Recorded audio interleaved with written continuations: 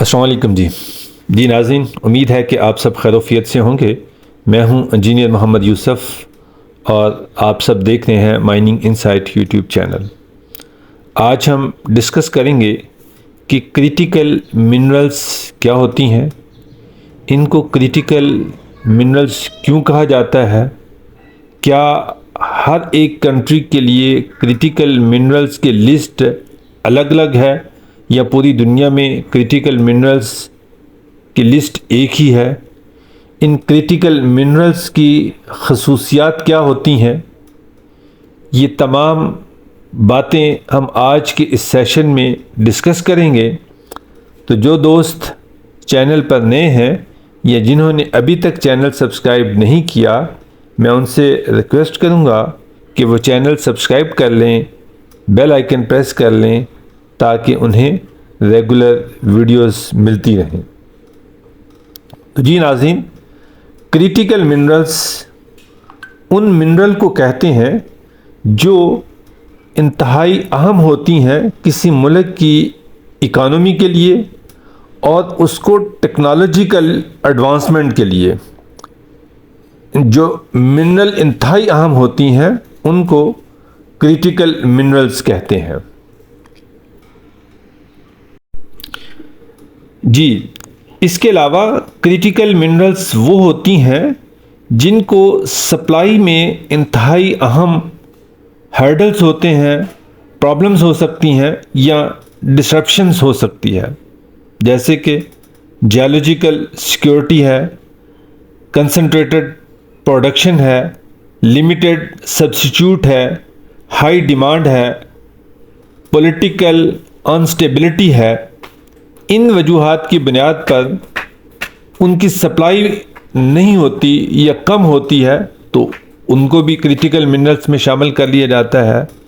इसके अलावा उनकी बहुत ज़्यादा इम्पोर्टेंस होती है, उनकी सिग्निफिकेंस बहुत ज़्यादा होती है एनर्जी सिक्योरिटी के लिए, नेशनल सिक्योरिटी के लिए, इकोनॉमिक स्टेबिलिटी के लिए, जिसकी वजह से उन्हें क्रिटिकल मिनरल्स कहा जाता है। अच्छा, अब हम देखते हैं कि इन क्रिटिकल मिनरल्स की खसूसियात क्या होती हैं।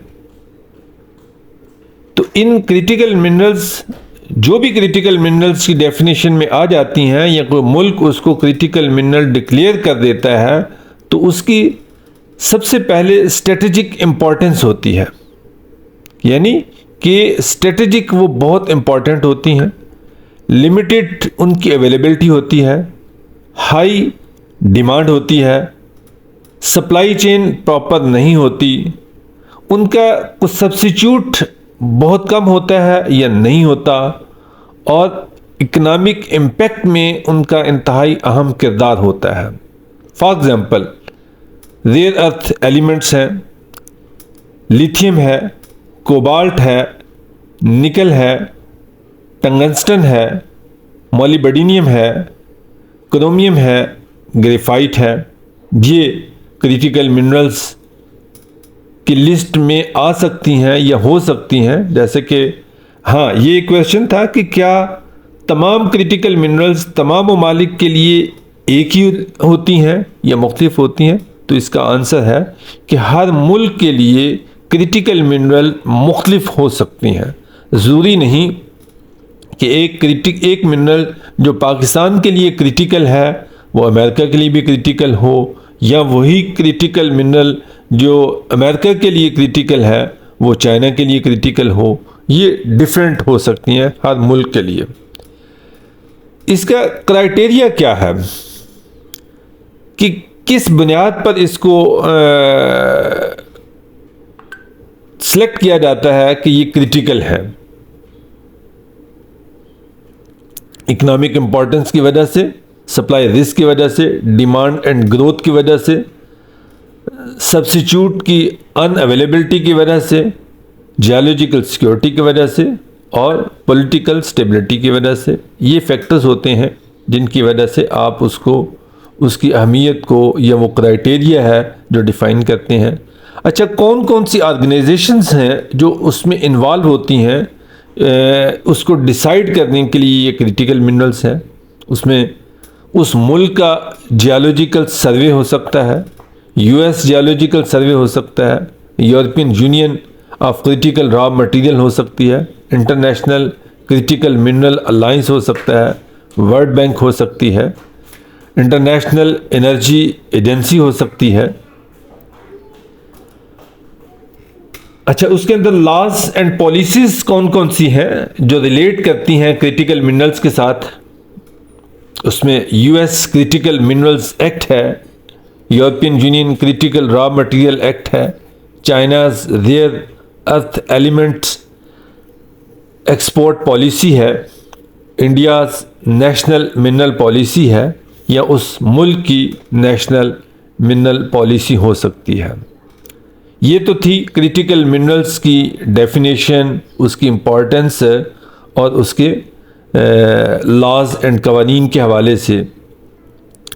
अब हम देखते हैं कि मुख्तलिफ ममालिक के लिए कौन कौन सी मिनरल्स क्रिटिकल है, या किस कंट्री ने किस मिनरल को अपने लिए क्रिटिकल डिक्लेयर किया हुआ है। तो सबसे पहले हम यूनाइटेड स्टेट को देखते हैं। तो यूनाइटेड स्टेट ने 10 मिनरल्स को क्रिटिकल डिक्लेयर किया हुआ है। लिथियम है, कोबाल्ट है, निकल है, रेयर अर्थ एलिमेंट्स है, टंटलम है, टंगस्टन है, मोलिब्डेनियम है, वेनेडियम है, क्रोमियम है और टाइटेनियम है। ये अमेरिका ने इनको क्रिटिकल मिनरल डिक्लेयर किया हुआ है। यूरोपियन यूनियन की लिस्ट को डिफरेंट हो सकती है, और वो क्या है? यूरोपियन यूनियन ने lithium, cobalt, nickel, graphite, rare earth elements, tantalum, tungsten, antimony, beryllium और गैलियम को क्रिटिकल मिनरल डिक्लेयर किया हुआ है। चाइना की क्रिटिकल मिनरल कौन कौन सी हैं? रेयर अर्थ एलिमेंट्स हैं, टंगस्टन है, मोलिब्डेनियम है, लिथियम है, कोबाल्ट, निकल, ग्रेफाइट, एंटीमनी, एंडियम और गैलियम। ये चाइना की क्रिटिकल मिनरल्स हैं। ऑस्ट्रेलिया की critical minerals lithium, cobalt, nickel, rare earth elements, tungsten, molybdenum, vanadium, chromium और टाइटेनियम है। इंडिया की क्रिटिकल मिनरल्स में lithium, cobalt, nickel, rare earth elements, tantalum, tungsten, molybdenum, chromium, manganese, titanium.